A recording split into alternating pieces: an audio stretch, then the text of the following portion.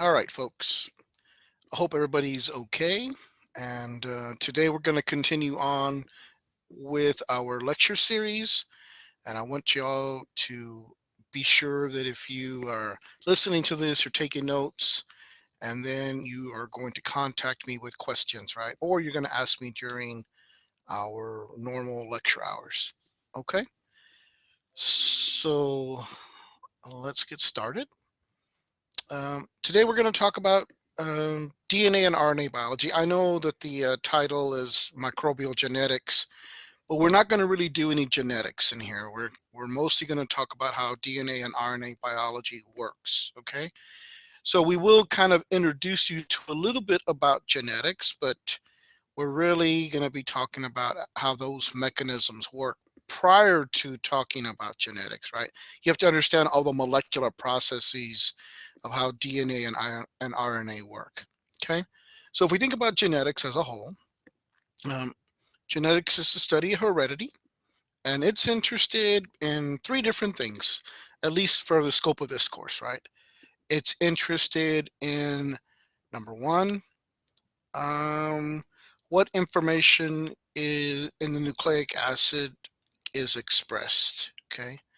What is that information? Number two, how are the nucleic acids duplicated or replicated? And then how are they transmitted to progeny? And so progeny is our offspring, right? They are our children. And in the case of amoeba, it's another amoeba. In case of bacteria, it's another bacteria. How does the information and the nucleic acids, how do they get replicated and how do they get transmitted to progeny? And then lastly, how this information that is in these nucleic acids, how do they account for the characteristics that our offspring get or our progeny get? Okay, so that's what we're going to be looking. That's what we're going to be focused in on today. And so if we think about that, right, the nucleic acids, there are two of them, and you guys know them. They're DNA and RNA, right? They're the heredity material in cells. They're large molecules in nature, and they're associated with the nuclear material cells. So in eukaryotic cells, they are um, they are found in the nucleus, and in prokaryotic cells are found associated with the nucleoid material. Okay, there are two types: deoxyribonucleic acid (DNA) and ribonucleic acid (RNA). Right, and so we're going to be talking about how these things work. Just a real quick summary about DNA, right? It's the master molecule. It is responsible for all cellular activity. It directs the production of proteins. Characteristically, it's double-stranded and helical. It is maintained by hydrogen bonds, and so the hydrogen bonds are found in between the nucleotides, right? And that makes DNA very stable. It's stable up to temperatures as high as 70 degrees Celsius. It's stable. It's in high salt concentrations. It's stable in alkaline or acidic concentrations um, for a period of time, right? And so, if you think about that, um, there have been there have been cases where uh, folks have been sent to prison for crimes that they were convicted but did not commit, right? And so that's because of the limitations of the tests that we had, back in the 50s or 60s, right? Most of you weren't even born yet. But nowadays, when we come to the more contemporary times, you can't really hide from science anymore, right? Our molecular understanding of DNA and RNA, and the techniques that we have to evaluate and analyze the DNA and RNA are just way important to us nowadays, that really people cannot hide from the truth anymore, right?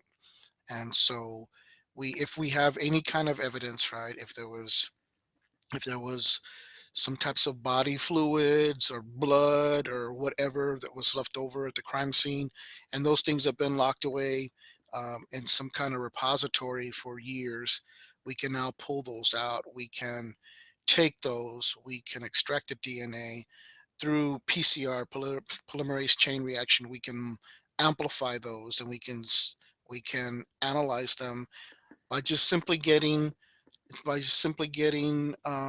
some tissue or some saliva, some cheek cells or whatever from the persons who were wrong or were convicted, and we can analyze them to see if we know that this was left from the person who committed the crime. We can analyze that DNA to the person who's in prison's DNA, and in some cases we find that they're not a match, and if they're not a match, then really we can move to completely exonerate the person who was charged with the crime, because they were not responsible for it, right? And so there've been quite a few false imprisonments for crimes that people were convicted for but didn't really commit, right? So the DNA molecule is just a marvelous thing to think about, but it really directs everything that goes on in the cell.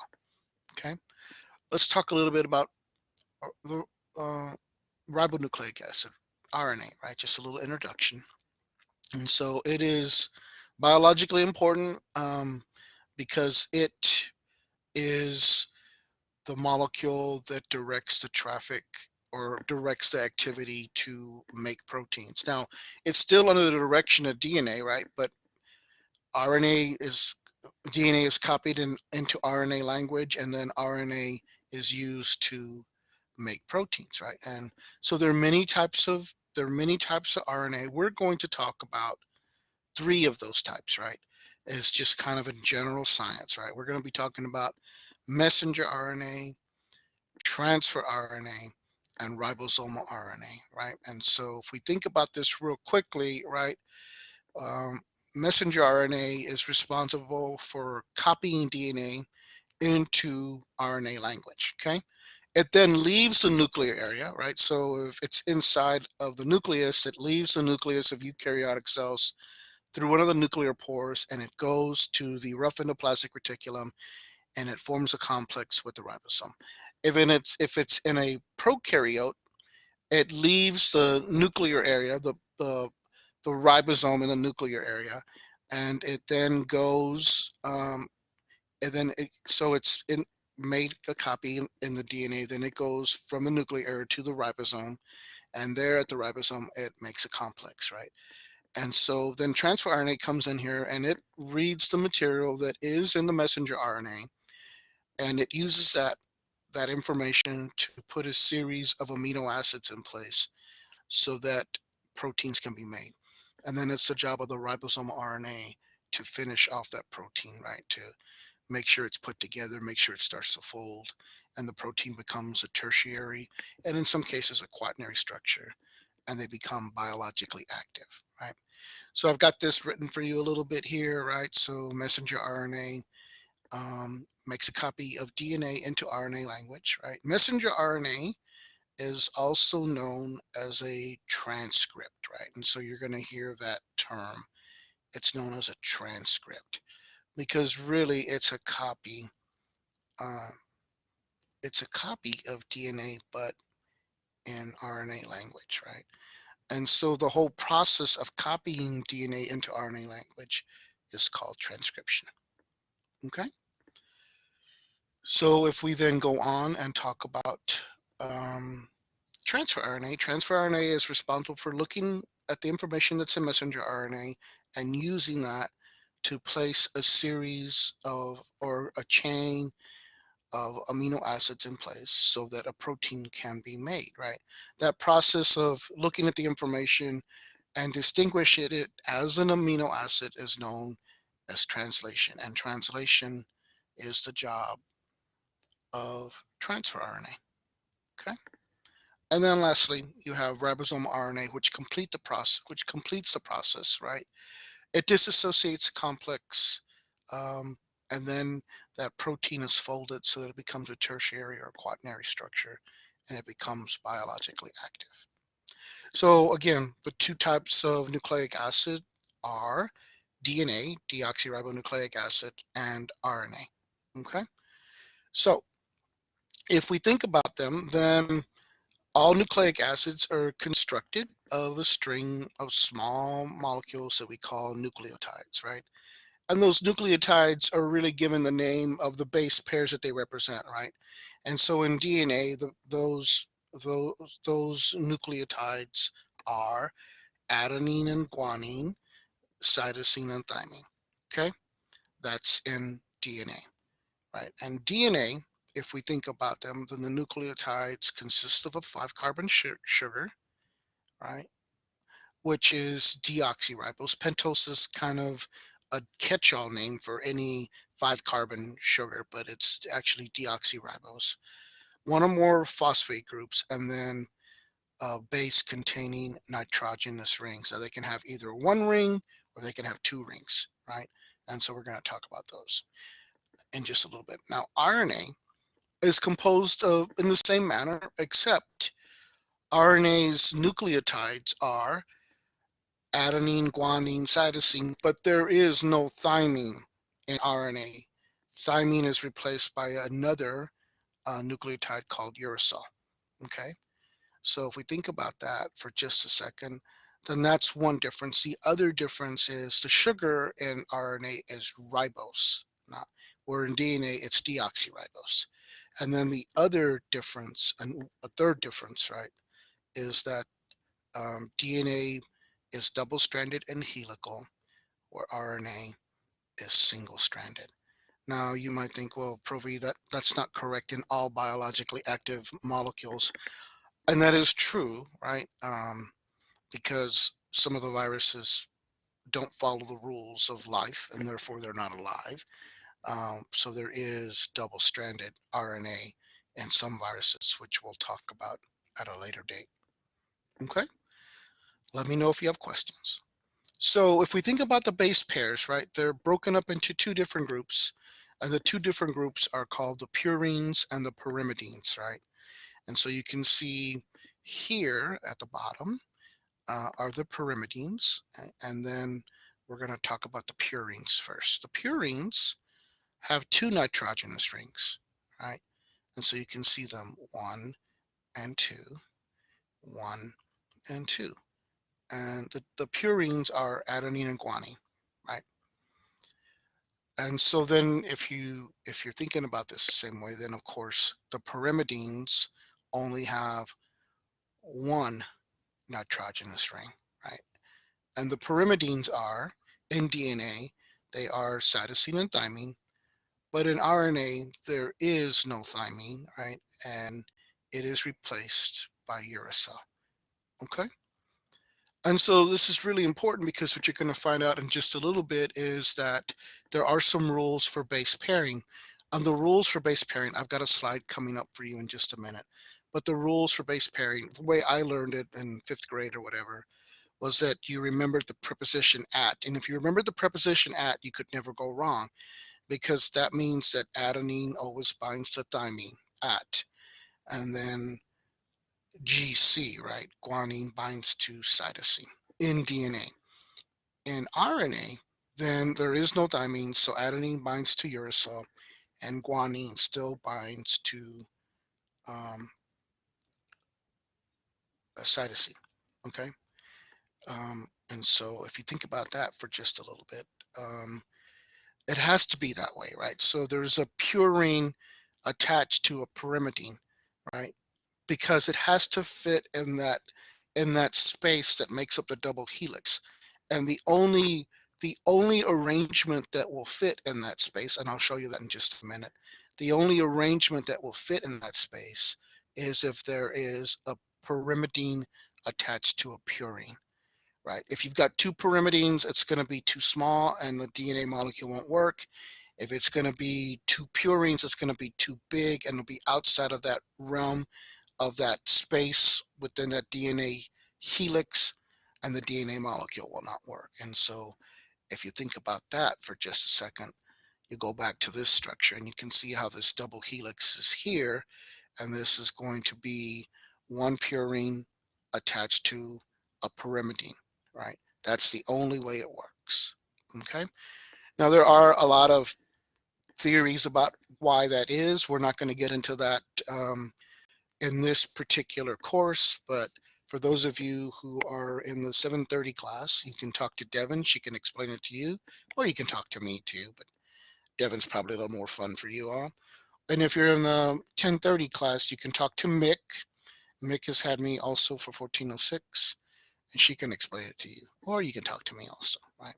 But there are some really great ideas for why these things work, and they were figured out by a lot of scientists before. And if you want a list of those different scientists, let me know, and I will give you my 1406 lecture on that topic itself. Because when we talk about DNA biology in 1406, we spend an entire hour just on DNA and an entire hour just on RNA, and then we spend an entire hour on the regulatory mechanisms of the two, right? Here, we're gonna kind of shorten those lectures and talk about them in about an hour's time, okay? So let's continue on with our talk, and let's look now and look at the backbone, right? So the backbone, if I was to draw a box around it, this would be the backbone. The backbone consists of the phosphate and the sugar. This is a DNA molecule. You know that for a couple of reasons. It's double-stranded and it's got thymine, right? So this is the backbone, right? So this would be the sugar deoxyribose, right, attached to a phosphate. And so that phosphate sugar portion of the DNA molecule is known as the backbone. It gives stability to the backbone. The other thing you'll notice is that the nucleotides are really attached by these little things that are represented by little dotted lines, right? Those are hydrogen bonds. And you can see that the cytosine guanine base pairing is held together by 3 hydrogen bonds, right? And the adenine thymine base pairing is held together by 2 hydrogen bonds. Right? Now you guys remember from 1308 or 1406 that hydrogen bonds really are not hydrogen bonds. They are more attractions than anything else. One not so strong, but a whole bunch of them together makes the molecule really, really strong. So DNA is extremely strong. Okay. So now if we look at the base pairings, the rules again is remember right? And so adenine always binds to thymine in DNA, but in RNA, you have adenine binding to uracil because there's no thymine in RNA, right? And then does it make a difference which of the nucleic acid you're talking about, right? Guanine always binds to cytosine. And so if you look at the difference here at that one ortho carbon here, you can see that in thymine, you've got a methyl group, but in uracil, you only have a single hydrogen attached to that carbon. And so that's the only difference, right? But that makes the molecule function a little bit differently, right? And so it's important to understand that. Okay. So if we go in here and go on with our lecture, then I'm pointing out here that remember that guanine and cytosine have 3 hydrogen bonds, right? And adenine thymine have 2, which means that the guanine cytosine base pairings are going to be stronger and the adenine thymine are going to be weaker. And so we have more mutations associated with the adenine thymine base pairing. Okay. So now we've kind of looked at the entire the construction of DNA and RNA, right? And we talked about some of the principal components of them. And now we want to start to look at the mechanism by which they work, right? And it's going to be all driven, of course, by enzymes, right? And so that's really kind of interesting to think about. Well, we're going to start with the central dogma theory, right?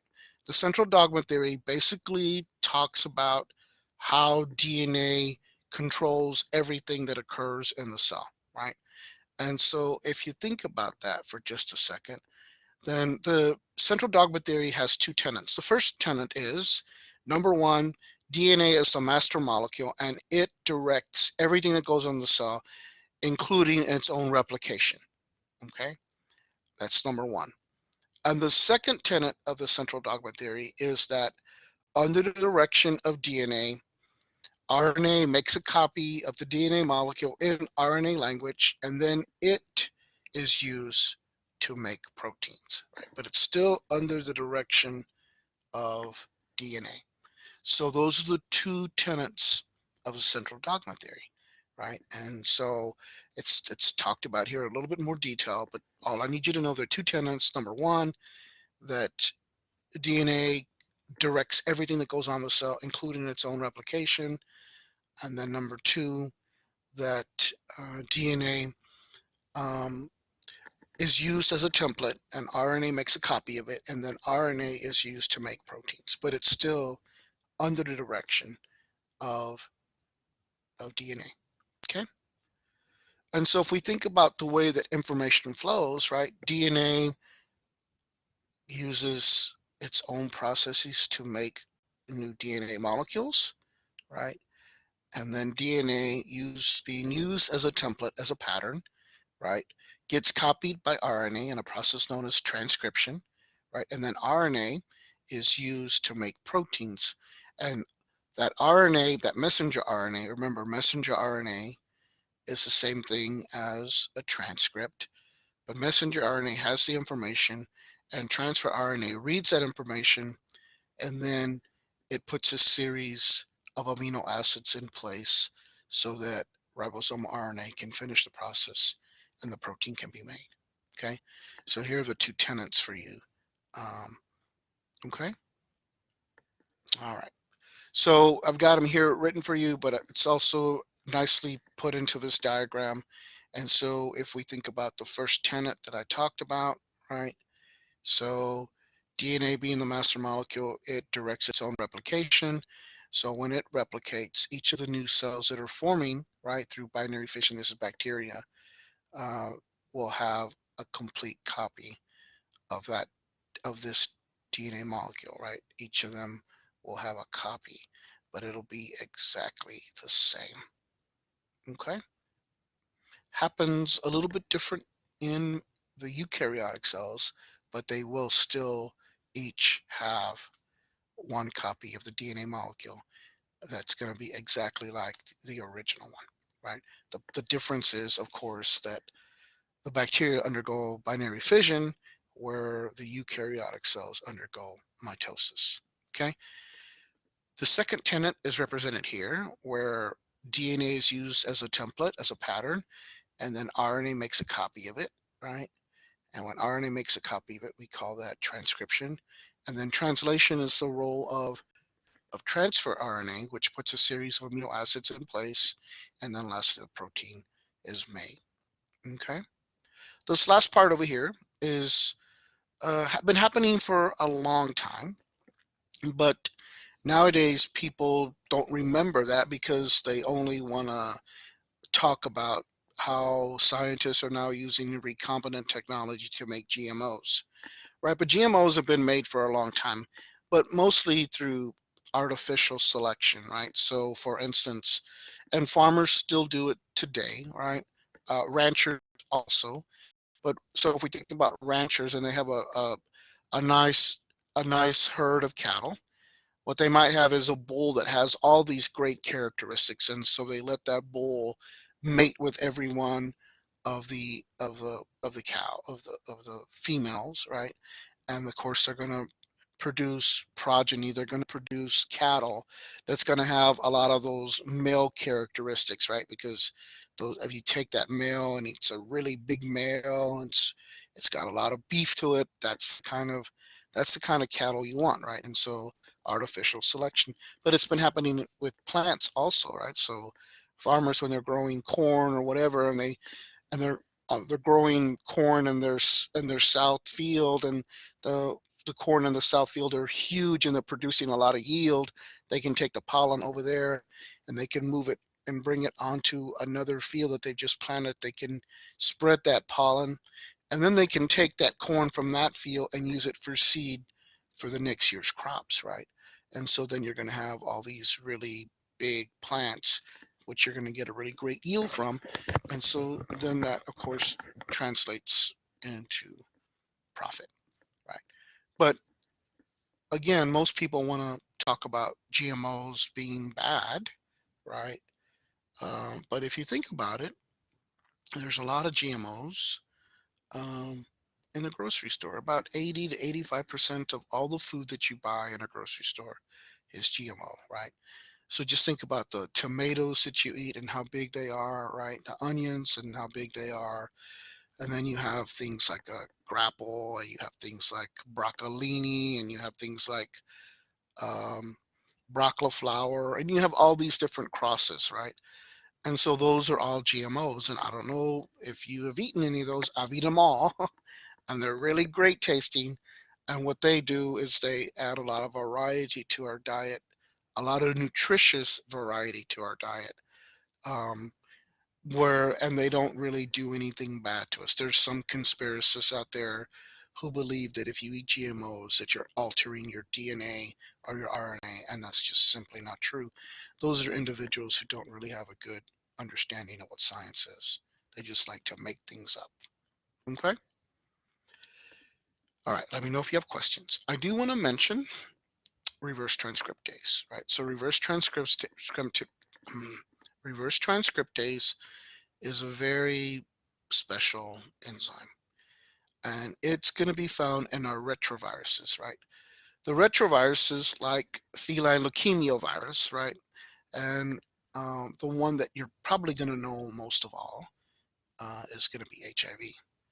So HIV, of course, is a retrovirus, and it works because of reverse transcriptase, right? It undergoes reverse transcription. So instead of DNA being the master molecule, RNA is the master molecule. DNA is made from RNA, and then you have transcription and translation occurring to make proteins, right? Now, this is all being done by the cell's machinery. The virus gets in there, it infects the cell, and then it places its own components into the machinery of the cells, and then the cells produce new viruses, right? And so those new viruses will then um, erupt from the cell, and they'll go on to infect other cells. And HIV is a virus that's very specialized. It only will infect our T4 helpers. Now, why that's diabolical and why I want you to know about it, it's every science person should know about it, is that if it attacks a T4 helper, it really will completely shut down the immune system, right? So if you have HIV, um, we look at the progression of the disease from just simply being infected with HIV to having AIDS as looking at some symptomatic characteristics. Number one, you have to be HIV positive. Number two, you must have had an opportunistic infection, one that you normally wouldn't get, right? But a person who doesn't have an immune system will get, right? You must have had one of these opportunistic infections or diseases within the last 6 months. And then thirdly, um, your T4 helpers have to be below 200 per uh, milliliter, right? And so if we look at those things when we're looking at them, when we're evaluating the body, then we know that individuals have progressed on to having AIDS. And once you're an AIDS patient, you never go back, even though you might get transfusions or whatever, and your T4 helpers come back to normal levels for a period of time. Once you've had AIDS, you're always an AIDS patient. Now, people do not die from HIV/AIDS. They die because they've been infected by some other opportunistic disease, and therefore um, they will succumb to these infectious agents. Okay. All right. So I wanted to bring that up. We'll talk more about HIV when we get to talking about viruses in Unit 4. I'm sorry, Unit 3. Okay. All right. Let's go on and talk about DNA replication. So if we talk about DNA replication, we're looking really at the replication process of bacteria, but it's going to be very similar to the replication process that would happen in eukaryotic cells. And so if you think about that, I have a guest. Mommy's just joined me. Mommy, I'm recording a lecture for you all. So you can stay if you want, but this is not our normal class, as you know. Okay, but so anyway, if we think about Thanks. if we think about that for just a second, we're going to be looking at DNA replication in bacteria, but also we'll be talking about transcription in bacteria. Now, the processes for bacterial DNA replication and bacterial gene expression or transcription, translation, or protein synthesis are very similar. But if we think about, we're going to use this as a model because there's not as many things as I have to talk about, right? I can just simply lay it out pretty easily for everybody to understand. And so if we think about just the DNA replication process, you have to understand that bacteria only have one chromosome, right? And when they only have one chromosome, then where, there are 46 chromosomes in a human, 23 pairs, if you will, but we don't have to really talk about all these replication bubbles, right? So here we can just simply look at the bacterial process, and it's basically the same, so we can talk about it without having to do a lot with other things that might be going on within the eukaryotic cell itself. And so as we talk about the process, right, it's all driven by enzymes, right? And so there's going to be a series of enzymes that I'm going to want you to know about for our next exam. And so if we think about that for just a second, all these processes, both DNA replication and transcription translation, are really driven by enzymes, right? And they're done in a semi-conservative format. And what that means is when the process happens and you have a DNA molecule going to be replicated, right? You have this original DNA molecule, right? But that molecule then will open up as a replication fork. And then what will happen is that DNA will be replicated so that each of the new cells that are going to be formed will have one of the original strands of the DNA molecule, right? And then another strand will be made using that as a template, right? But that it'll be a new strand, right? And so now you have both of these new DNA molecules that have been, a portion of it has been conserved, a portion of that original molecule has been conserved. And so now you have this DNA that's going to be two new cells, right? And each of those new cells are going to have a complete set of the DNA with one original strand and one new strand, and we call that semi-conservative replication. That's important because when the cells do that, then there's less of a chance that there's going to be any kind of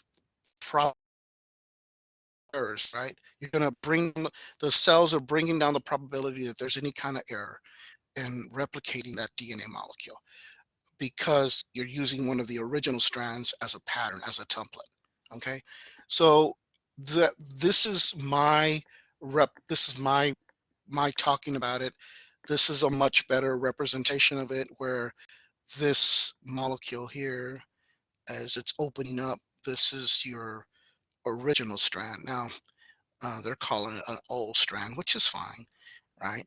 And then the new strand are represented by the red. But again, you can see how this new strand is being made, replicated using the original or the old strand as a template, as a pattern. And so you can see that now each of these new DNA molecules, once the DNA is completely made, that each of these DNA molecules is going to have one original strand and one new strand, one original strand, and one new strand. And we call that semi-conservative replication. So each of the new cells that are going to be derived from the process of binary fission, or in mitosis is going to have this process where one of the strands will be from the original molecule, and the second strand of that double helix of DNA is going to be made brand new using that original strand as a template. Okay, so how does it happen? Well, in order for this process to happen, DNA has been wound up in a double helix this whole time. So there's a series of enzymes that come to play, and I've got a list for those for just a minute. In just a minute, I'll show them to you. But one of these enzymes is called topoisomerase. And topoisomerase really relaxes the molecule before it's unraveled because it has all of this tension in it, right? And if it didn't have this enzyme that just relaxed it, topoisomerase relaxes the DNA molecule, it would want to go back to going into a double helix. So it's opened up by an enzyme called helicase, but remember, it's already relaxed, right?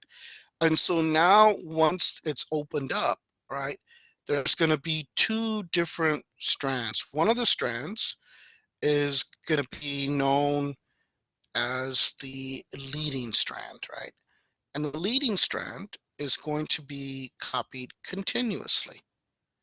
It's going to be copied continuously from a 5' to 3' direction, right? Because that's the direction in which DNA gets copied, right? Now, what does the copying is another enzyme called polymerase, right? Now, there's different types of polymerases, but for the scope of this course, I just need you to know polymerase does the copying. The problem is polymerase doesn't know where to start, right? So we have another enzyme called primase, and primase puts a little bit of an RNA strand into the DNA molecule, and that is where polymerase knows where to start, right? So primase puts that little primer in, it's an RNA primer, and now polymerase knows how and where to start. And so now the leading strand gets copied from a 5' to 3' direction continuously at about 1,000 nucleotides per second until it is completed. Okay? Things are not so simple for the other strand. The other strand is known as the lagging strand, and it's running anti-parallel to that leading strand, right? So this is the 5' end, and this is the 3' end.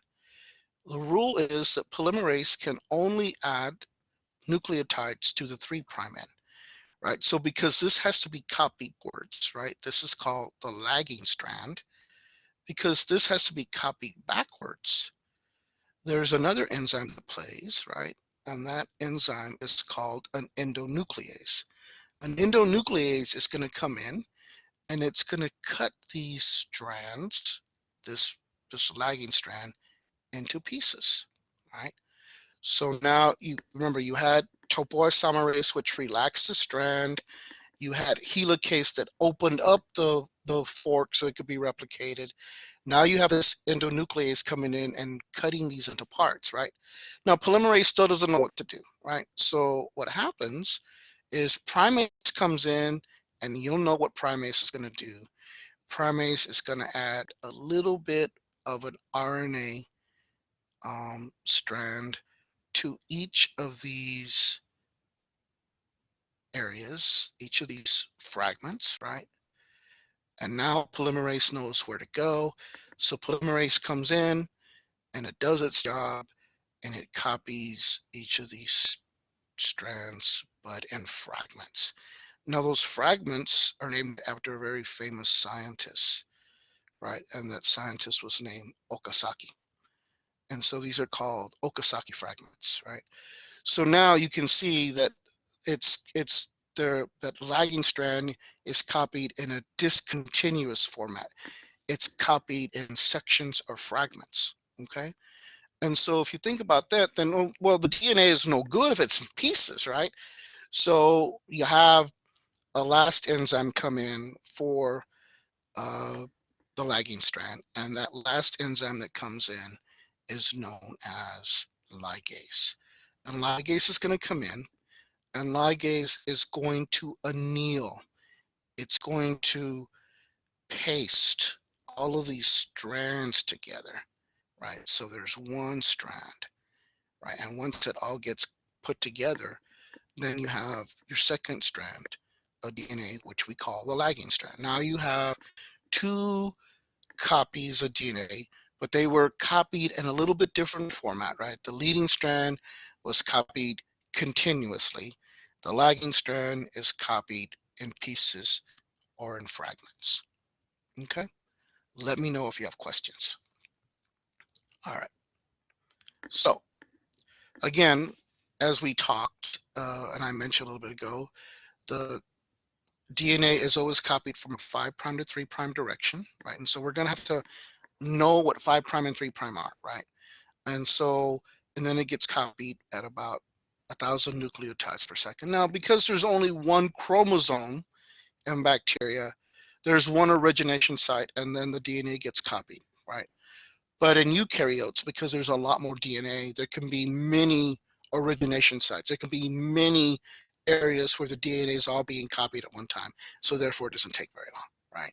And so remember, the speed of replication is about 1,000 nucleotides per second. And so now when we talk about 5' and 3', we have to understand what that means.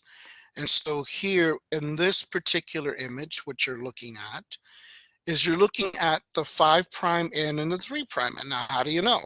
Well, you can tell because the 5' end is always going to be attached to a functional group that we call phosphate, PO4, right?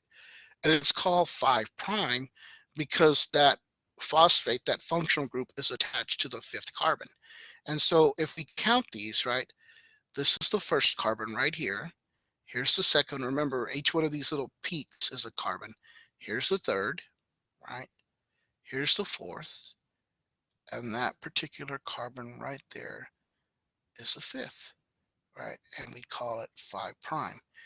So that's where that phosphate group is attached. Now, if you come down here and look down here at the 3' end, there's a hydroxyl group, right? So there's an OH attached. And it's attached, of course, to the 3rd carbon. So again, if we count the carbons, 1, 2, 3.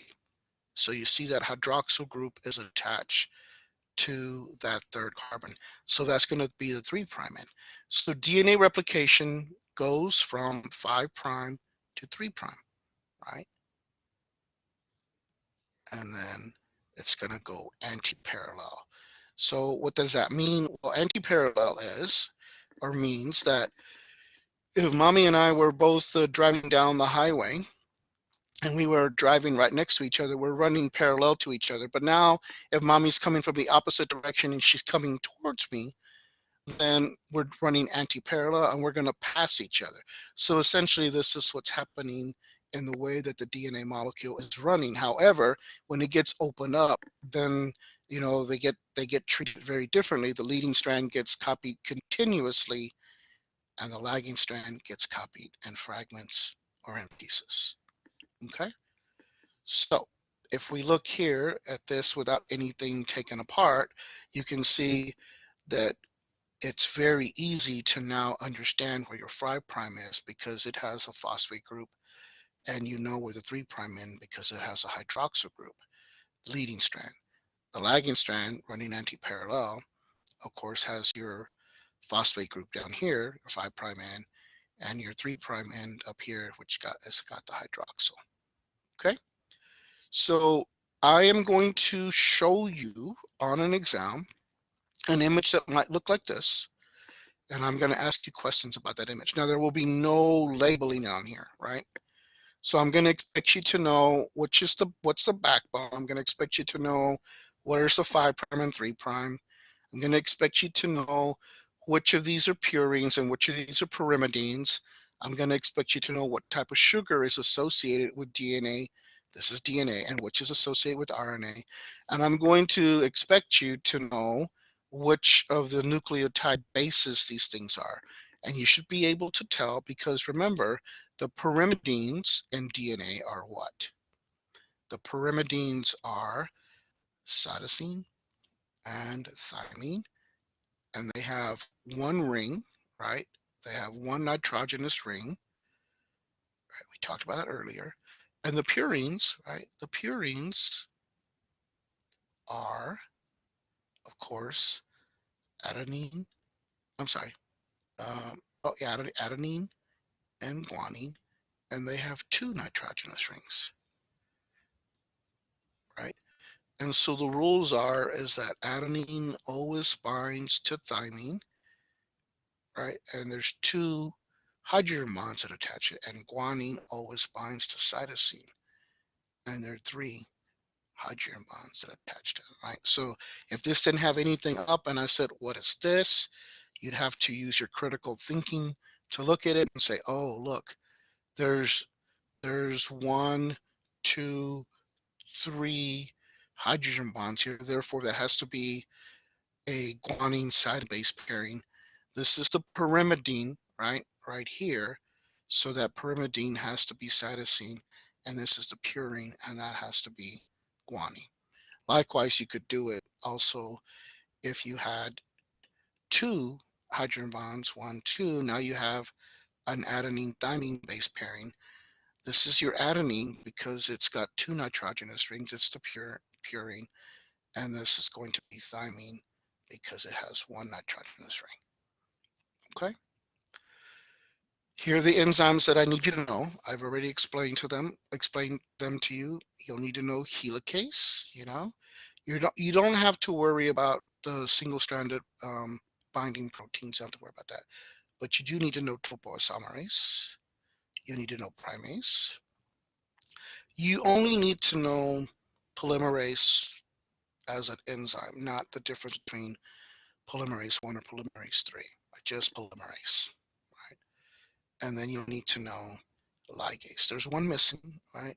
And that one that's missing is your endonuclease. Remember, endonucleases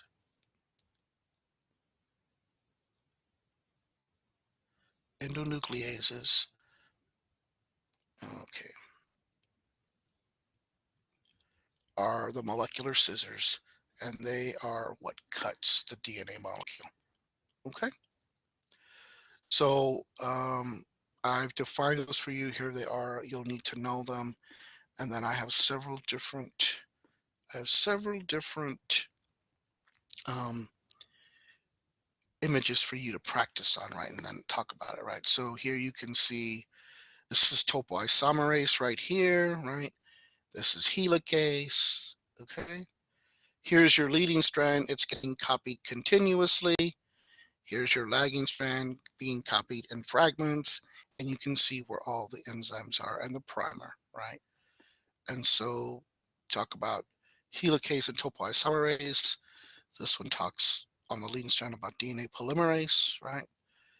And then on the lagging strand, don't forget, you have endonucleases and ligases playing a role also. And so then I have a couple of videos for you to watch if you would like. We're not going to watch them in this particular lecture because I'm just laying out the lecture for you so that we can catch up. And then you can ask questions, either email me, you can text me, or you can ask me in class. You can call me on the phone if you like. But then I have a couple of other images for you guys to look at, which are going to talk about the different fragments of DNA, both the leading strand and the lagging strand, the different strands, right? And so it'll go in to talk about them. And so there's several here for you to look at that are all, I couldn't make up my mind which one I like most. So I put them all in, and then I have a couple here that are not labeled so you can practice with them, right?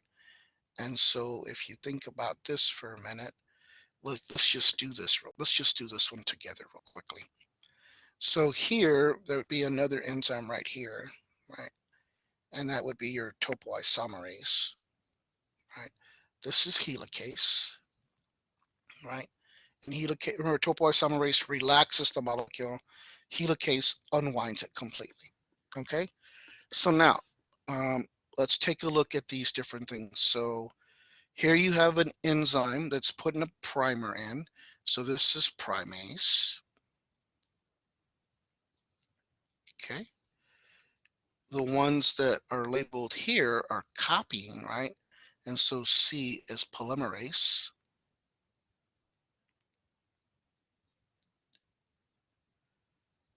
Okay. Then you have, this is another polymerase here, but then you have these little red things, and those are going to be the primers. And don't forget, the primers are RNA. Okay.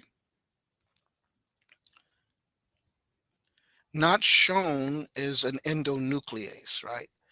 But what is shown is this last part right here. This G part is your ligase. Your ligase is going to anneal the fragments together, right? And so this is the molecular glue, if you will, where endonuclease is the molecular scissors, ligase, that's an A, ligase is the molecular glue, okay? And so these things that are talked about right here as 1, 2, and 3, this is the lagging, this is the fourth one here. This is the lagging strand, and those are the Okazaki fragments, okay? So you can practice with those to get better, because you're going to have images that show up like this, and I'm going to be pointing at different.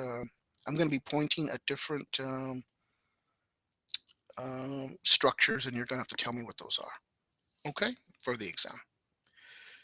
So I've got a really great video. This is probably my favorite video of all. You can take a look at it. Put that into your browser and take a look at it. And then there's a really great HHMI video that you can watch also. I like this one also, but the other one happens to be my favorite. Okay, so I've now talked about DNA replication. We have 2 more things to talk about before we're finished. The 2 things we need to talk about are gene expression, transcription, translation, or protein synthesis, and then we need to talk a little bit about mutations. So let's talk about protein synthesis, right? And so if we remember how RNA is made, right? Messenger RNA makes a copy of DNA using DNA as a template, as a pattern, in RNA language. That means it doesn't have any thymine, it has uracil. Then the messenger RNA, or the transcript, goes to the ribosome, where it forms a complex with the ribosome, and therefore transfer RNA reads the material that is in messenger RNA, and it puts a series of amino acids in a chain, right? And then eventually what happens is that the ribosome RNA will put that protein together, we'll fold it, and the protein will become a tertiary or quaternary structure, and it'll be biologically active.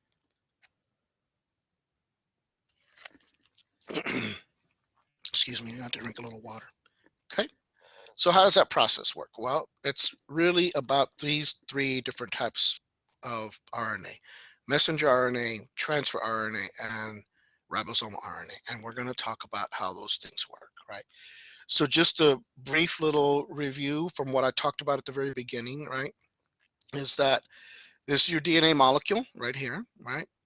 And so RNA comes in here, makes a copy of it, so that the copy that is being made is complementary to the DNA molecule, but in RNA language, right? So T's bind to A, right? That's true. A's bind to T, but because you're going from DNA to RNA, there are no T's, so A's bind to U.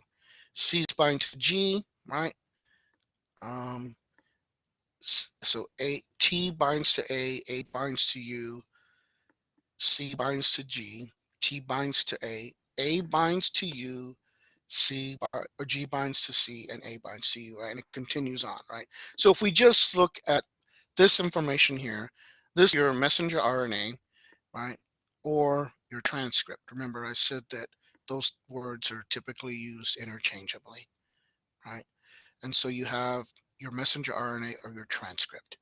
Now those nucleotides, right, make up the information that's important, so that transfer RNA knows where to put the or which amino acid to put in sequence, right? And that is because 3 nucleotides there's 3, there's 3, there's 3, and there's 3. 3 nucleotides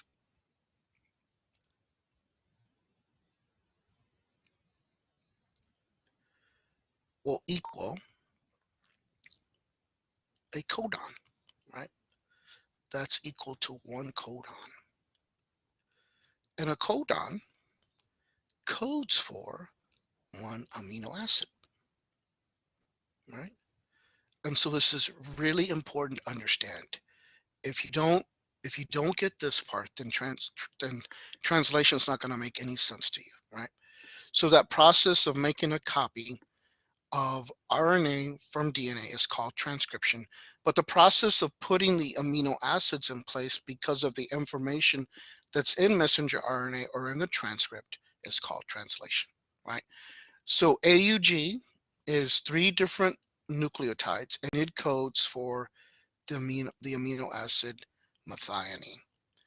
AUC is our three nucleotides, 1 codon, and it codes for the amino acid isoleucine, right? And then UCG are 3 nucleotides, 1 codon, which codes for the amino acid serine. This last codon here, UAA, does not code for an amino acid. It codes for a stop sequence, right? And so there are 3 different stop sequences. UAA is one of them. The others are UAG and UGA, and I'll show you those in just a minute. But you can see that this particular codon does not code for an amino acid. It just simply codes for stop. And that means that the amino acids that are necessary to make a protein, all of them have been put in place, and now the protein can be folded. Okay? Again, if you have questions, let me know. So if we think then about protein synthesis, I've already described it for you, right? It starts with transcription, messenger RNA making a copy of DNA and RNA language. Then that messenger RNA, if it's in a eukaryote, it leaves the nucleus through a nuclear pore, and it goes to the endoplasmic reticulum, the rough one, and it forms a complex with the ribosome, right? And then the proteins are made. In bacteria, that transcript will find a ribosome that's free flowing in the cytoplasm. It'll form a complex with that particular ribosome, and then you can have that particular protein being made. And what's really beautiful about bacteria that doesn't happen in eukaryotic cells is that multiple you can have multiple ribosomes in a chain, right? We call that a polyribosome. And the messenger RNA can go through each of these at the same time. So you can have 4 proteins or more all being made um, uh, very quickly, right? And so that happens in bacteria, but it doesn't happen in eukaryotic cells. Now, when I talk about this, I'm talking about this in an order, right? And so you think, man, that's pretty cool that it happens in that order, but really it's happening at random, right? All this stuff is happening at random. It's really cool to think about the complexity of this process, but it's all happening at random, right? So this is a eukaryotic cell, right? This is the nucleus here, right? And so you have your DNA molecule here. It's being copied by messenger RNA. Now, messenger RNA, once it's formed, it will leave the nucleus through a nuclear pore, and it'll come down to the ribosome, right? And it'll form a complex with the ribosome itself, right? And so you'll see this word right here, a codon. A codon, remember, we talked about that. 3 nucleotides is equal to 1 codon, which codes for an amino acid. And so on messenger RNA, there are codons. On transfer RNA, there are anticodons, right? You have an anticodon. And an anticodon is complementary to the codon, right? So if you have um, in your transcript, right, if you have ACC, let's just say, right, and this is the codon on the messenger RNA, right, this is messenger RNA. The reason that transfer RNA knows which amino acid to place on there is because if this is the codon, right, the anticodon would be complementary to that transcript, right? And so what does that mean? Is that it's going to pair up very nicely with it. So A binds to U, C binds to G, and C binds to G. This is the anticodon, right? And so this is associated with the transfer RNA, which has an amino acid attached to it. To me, the transfer RNA is kind of like little firecrackers, right? And so you can see this is where the anticodon is right there, picks up the amino acid, it comes over, and then it knows exactly which amino acid to put into that chain. So this is your growing chain of amino acids, right? And it's about to add that one to it. Isn't that cool? It's just really beautiful the way it works. Okay, so the whole process of translation happens in 3 different stages: the initiation stage, the elongation stage, and the termination stage. And so what does that mean? Well, initiation means that protein synthesis is about to begin. So this is your messenger RNA, right? This is your messenger RNA, also known as a transcript, right? And you can see that there's this really important codon right here, AUG. AUG is known as the start codon, right? So the start codon initiates the formation of a protein. Therefore, protein synthesis begins with the codon AUG. Please remember that. It is the start sequence of the start codon, right? And the start sequence of the start codon always codes for the same amino acid. It codes for methionine, okay? So here you can see is the codon AUG, right? And the anticodon is complementary to it, right?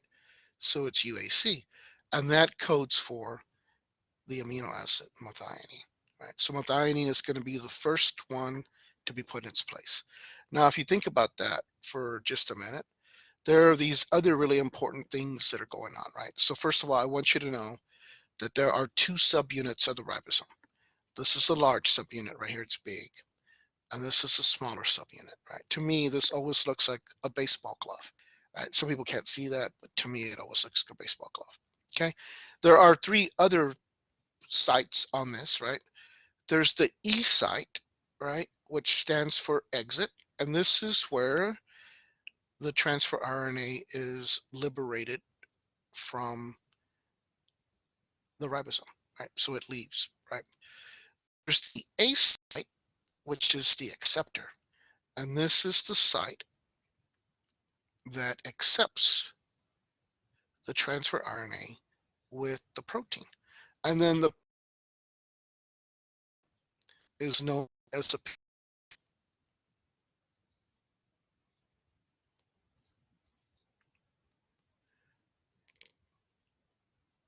it's a pep TIDYL peptidyl. Peptidyl means in a chain.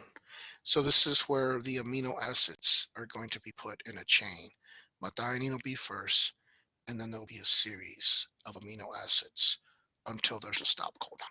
Okay, so I want you to know all the parts to that ribosome, and I want you to know what an anticodon is. I want you to know what a codon is. Okay, good. So that's the initiation. Remember, initiation always starts with a codon AUG, and AUG always codes for the amino acid methionine.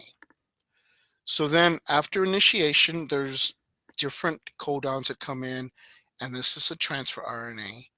And as it comes in, different ones are going to come in and they're going to drop off their amino acids based on the codon, anticodon complex, right? And so this is your growing amino acid chain, right? Okay, and that goes on until the codons are all red, and we come to a stop codon or termination codon. Your termination codons, there are three of them: UAA, UAG, and UGA. If any of those show up, they do not code for an amino acid, they just simply code for the termination of the process. And once those come up, then the ribosome disassociates and the protein is folded, and now you have a biologically active tertiary or quaternary structure that'll work. Okay? So again, remember that you need to know initiation, elongation, and termination as the phases of translation. Okay? So here's a codon. A codon is 3 nucleotides, right? And so those 3 nucleotides code for one codon, and the codon codes for one amino acid, right? So here you have this particular codon, which codes for alanine, right? This one codes for arginine. This one codes for aspartic acid. This one codes for asparagine.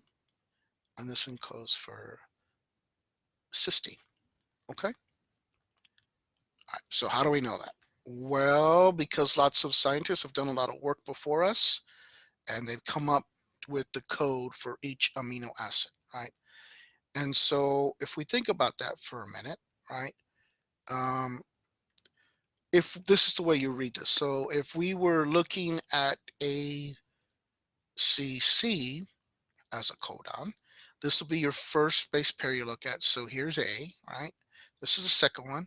So there's C, right? And here's the third one. So you're going to bring A, C, and then you bring C over, and you can see that ACC as a codon stands for threonine, right? An amino acid, threonine. Okay, so you start here, then you go there, right, on top, and then this is your third one, and you put those together, and you can come up with your amino acid sequence. Okay, and I'm going to ask you to do that on the exam some way or another. I'm going to ask you to do that. Okay, so let's practice, right? So right now you should hit pause, and you should go and make a copy of the codon table, right? I'm not going to stop because I have what I need, but it's going to be hard for you to say, well, Provi, how am I going to know that? Well, because if you had the codon table, you'd be able to follow. But we're going to practice, right? And so if we think about this, then if we look at the amino acid GGU, right? So again, if you take that table, right, and you go to the left, that's the first nucleotide you want to look at, then on top, the second, and then the third is on the right. And so you'll see that GGU will code for what? Let's go back and do this real quick. Here's G, right? Here's G, bring it down, and then GGU codes for the amino acid glycine, GLY. Now you can use its 3-letter code, GLY, or you can call it glycine. Either way is fine. Okay, ACC we already know, right? We did that before. That's threonine. So we're going to go ahead and pass that up. And then what about TAG? Right? What about that codon? I'll let you think about that for a couple of seconds, and then somebody will tell me it cannot exist, Provi, because there are no T's in RNA, right? And so you just need to be really, really careful, right? Don't get tricked. You guys will think I'm tricking you, but I won't be. Okay? So I'm going to give you now a transcript, right? This is a transcript. And before you put pop, when you're doing this, go ahead and pause this. And then I want you to go ahead and give me the complementary. This is, of course, DNA. And how do we know it's DNA? Well, because it's got thymine in it. But I want you to give me the messenger RNA. All right. And so you can put pause. I'm not going to pause, but you all can pause and you can write down the transcript, right? And so if you do that, then this is what the transcript will look like. Although it's been moved over a little bit because of the PDF that I formed here when I when I put this into Blackboard, right? So here you can see here's the transcript. And so how many codons are in here? Well, let's count them. There's the first three. There's the second three. And then here's the third grouping. Here's the fourth grouping. And there's the fifth one, right? So there are 5 codons. But if I ask the question, well, how many amino acids does this code for? The answer is 4 amino acids. And you guys are like, hold on a minute here, Provi. How come you have 5 codons, but only 4 amino acids? Well, that's because that is a termination sequence, and it doesn't code for an amino acid. It only codes for the process is finished. Okay? All right. So do that, and what you should come up with, hit pause because I'm going to show you the answer, and I want you to do this first before you see the answers, right? But what you should come up with, all right, come back from pause, is you should come up with this, right? So AUG stands for methionine, CUA stands for leucine, GGA stands for glycine, AUU stands for isoleucine, and UGA is stop. And so this is how we typically write that that grouping, right? That amino acid series like this. Okay. So remind you that you have to have your codon table in order to do that work, right? Because I've not memorized it, right? I know I've memorized I know the the acronyms, but I don't know everything except I know AUG and I know UAA and UAG and UGA. I know those, right? Because those are pretty easy to remember. But I don't have this memorized, and I don't expect you to memorize it either. Okay. So just as I'm gonna probably show you something like this, and you're gonna have to. It's not going to be labeled. You're going to have to tell me all the different pieces. Be sure you know that. And then I have, this is a great video from HHMI. You can take that particular, link and put it into your browser and take a look at it. At least I think you can. HHMI stands for the Howard Hughes Medical Institute, and they do a lot of great work with making videos and things like that. It's the Khan Academy on steroids. Are you with me? They're just so beautiful, right? And then I have this video, which is more simplistic, which some of you will like, but it's more monotone, so some of you won't like it as much. Okay, so now we've covered DNA replication and all the enzymes that were part of it. We covered transcription translation, also known as gene expression or protein synthesis, right? And we've talked about codons and anticodons and the role of messenger RNA versus transfer RNA versus the ribosomal RNA. So be sure you know all that stuff. And the last topic we're going to talk about today is mutations. And I'm not going to get into a lot of detail with it. Mostly I want you to know that mutations, when you have a mutation, it is a change in the DNA molecule that is inherited. Okay. So, and when I say that, that means that it's inherited by your progeny. So if you're a bacterial cell, any bacterial cell that comes after you is going to have that particular mutation, right? If you're a human, then your children would have that mutation, right?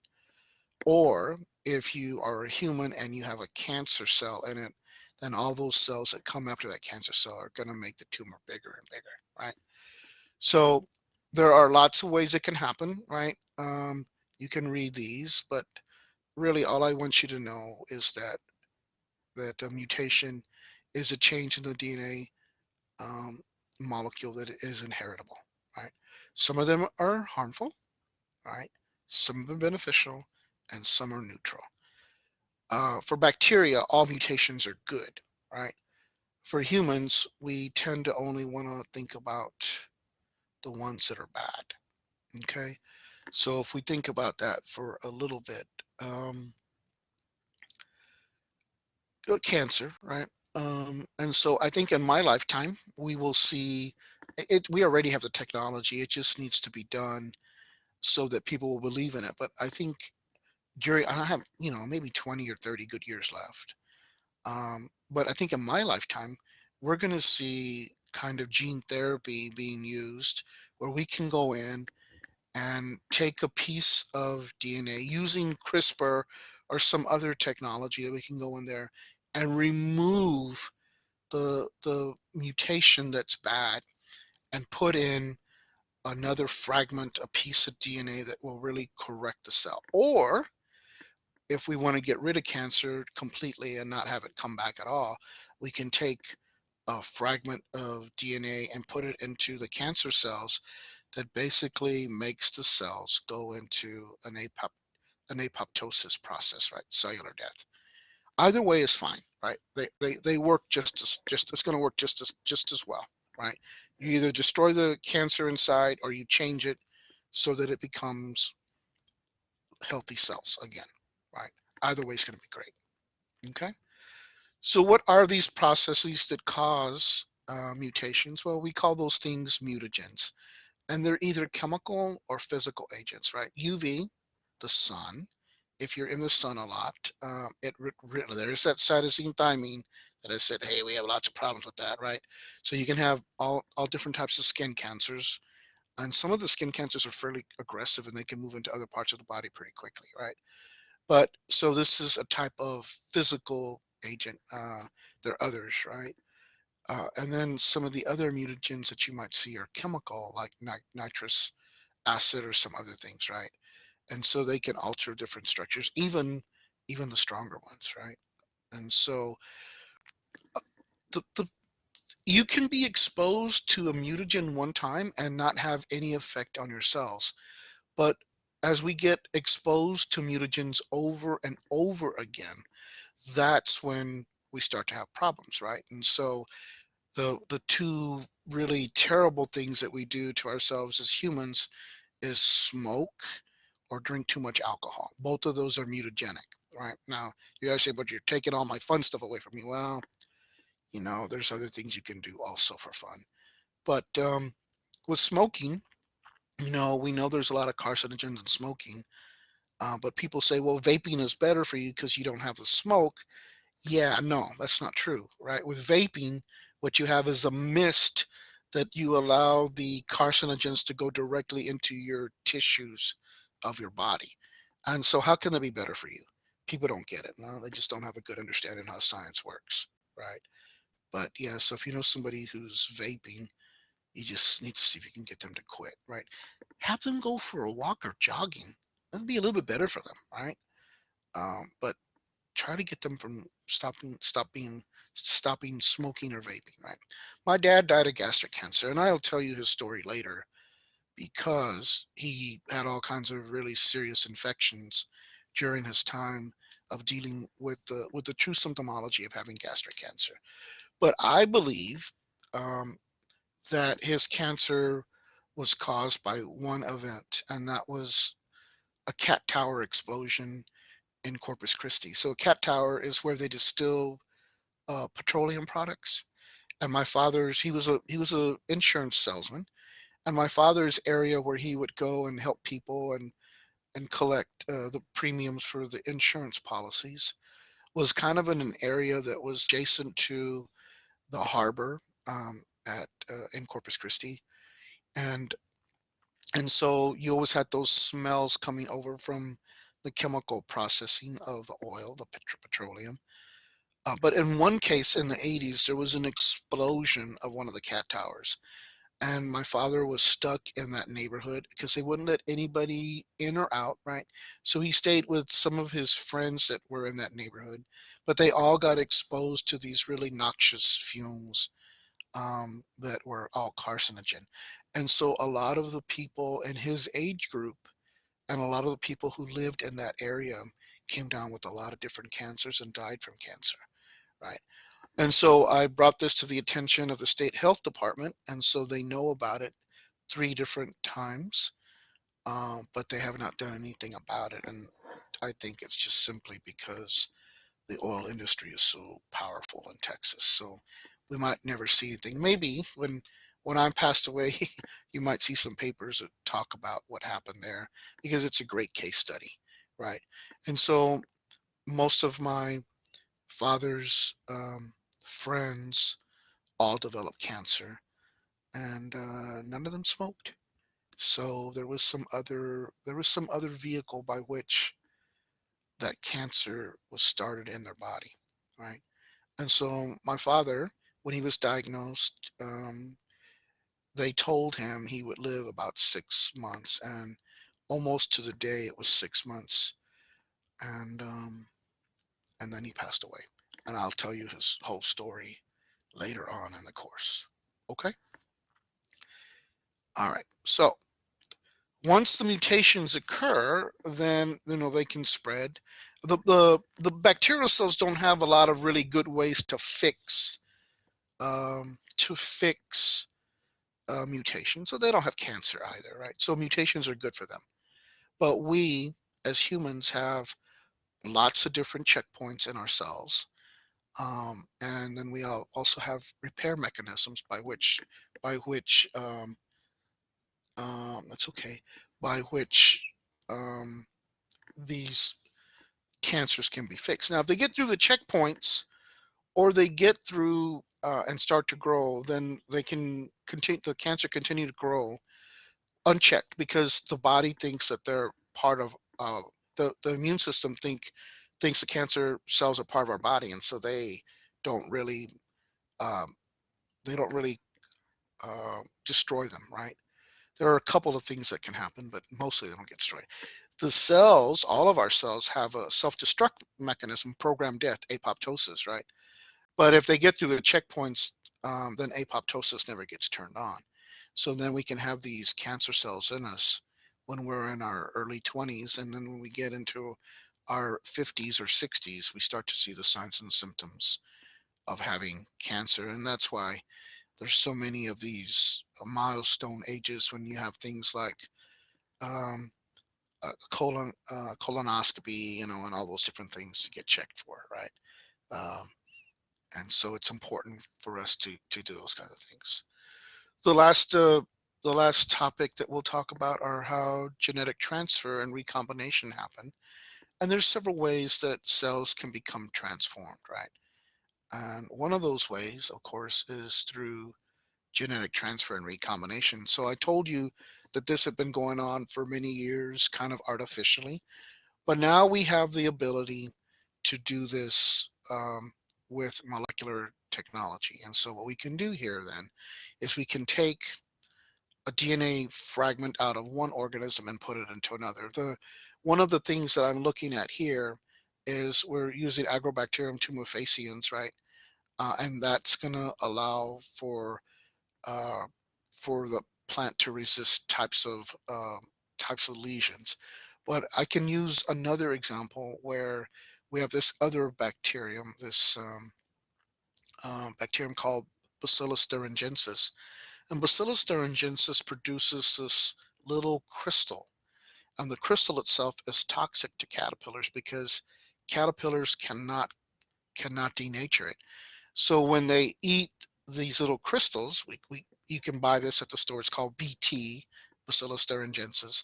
You can spray it on your tomato plants or whatever, and the caterpillars eat it. Then they eat the crystals, and they can't digest them, so their guts get all kind of clogged up, and they die, right? But more important, we can take that particular fragment out of Bacillus thuringiensis, and we can put it into a plant, a tomato plant or whatever. And now that the genes of that plant will allow it to produce these crystals. And so when the caterpillars come and they eat the plant, right, they ingest these crystals, and the crystals destroy their intestinal tract and they die. Right? We can put this in corn or soy or maize or whatever, right? So it can be used like this. The problem with that is it gets rid of one problem. It gets rid of us from using so much chemicals, which have a very long half-life, right? And they're in the soil for a long time. So get rid of that. But the problem with using this type of technology with plants is that you can destroy a lot of the biodiversity. So if you're targeting, for instance, locusts or grasshoppers, you might also destroy lots of moths and butterflies and other things that have these larval forms that are caterpillars. And so you just have to be careful. Okay, so that's one way to transform a cell, or the cell gets transformed. There are other ways, right? Bacteria are the only cells that can take up naked DNA from the environment, right? So if they're in an environment and there's DNA from other cells that have died, then the bacteria can take up some of this DNA, and those DNA can become transposonic, like the word transposonic.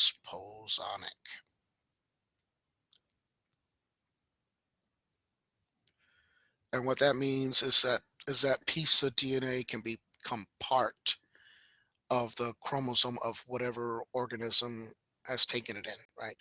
So that's really kind of taking up DNA, naked DNA from the environment, right? And so there's this real famous experiment that happened with a bacterium, where they used the bacterium and they took a culture of bacterium, right? And they took another culture of bacterium. One of them was really, really dangerous, right? We call that the smooth form. It had a capsule. And the other one, same genus and species, but it wasn't dangerous. We call that the R form, the rough form. It didn't have a capsule, right? So then what they did was they killed all of the organisms that were dangerous, and they removed the DNA, but they put the DNA into the other container that had the bacteria that were not dangerous. And over a period of time, the the the rough form, those avarials, those bacteria that were not dangerous, took up the naked DNA from the environment, and then they became virulent, right? And so that's a pretty cool thing. Remember, mutations for bacteria are all good because it helps them to survive. Okay. Other ways that that can happen. So that's one way, taking up naked DNA. Other ways that it can happen is by plasmids. And so we know gram negatives can share plasmids, but um, and I mentioned to you in Unit 1 that the plasmids can be incorporated into the DNA molecule transposonically and become part of the chromosome, and therefore there's an inheritable change. And the last way that it can happen is through transduction. And transduction simply means that a virus infects the cell, it injects a nucleic acid, and the nucleic acid becomes part of the chromosome. And so therefore the cell becomes transformed because it was infected by a virus. That's right, ladies and gentlemen. So people's DNA and RNA do not get changed from eating GMOs, but every time you get infected by a virus, some of your cells' DNA or RNA changes because that that viral DNA becomes part of the chromosome, right? And so that's pretty interesting to think about. Transposons are sometimes referred to as jumping genes because enzymatically they can incorporate themselves into the chromosome, and therefore it becomes a mutation because that change is inheritable, right? And that can happen through conjugation, where you have two gram-negative bacteria joined by pili, and one of them donates a plasmid to the other, and now they both share that plasmid, which makes them a stronger organism. Okay, so I've talked about that before, but the plasmid then can become part, right? So if we color this all red, and then we can put it, or it can go into the chromosome transposonically and become an inheritable change. Okay. And then the last way is through transduction, right? So you have a virus that infects a cell, and then the DNA here it's showing the bacteria getting broken up, right? But any cell, right? So it can be infected by a virus, and then the virus can inject its nucleic acid, and the nucleic acid can become part of the chromosome. And so what you have there is what we call transduction. It is a mutation that has occurred because a viral fragment of nucleic acid got put into enzymatically into the chromosome of another organism it's infecting. There's a real famous movie that I like that's really based on the idea of transduction, and that movie is I Am Legend, right? It's got Will Smith in it, and also my favorite character in the movie is Sam the dog. And so what happens here is the premise is that there's this real famous scientist who comes up with a way to defeat cancer by injecting fragments of nucleic acid into the cancer cells, right? But then something goes wacky, and instead of curing cancer, we have all these zombies form. We're not going to get zombies, right?